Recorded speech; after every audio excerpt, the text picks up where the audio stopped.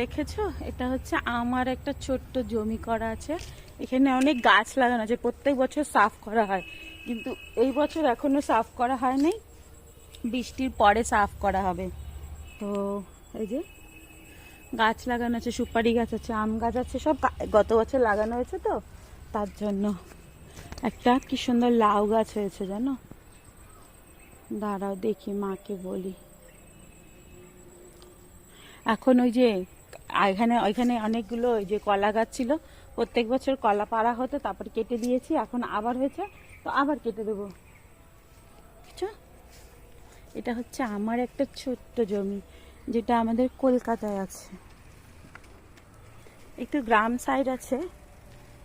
এই দেখো, একটু গ্রাম সাইড এখানে, কিন্তু বাড়িঘর বেশ সব ভালো।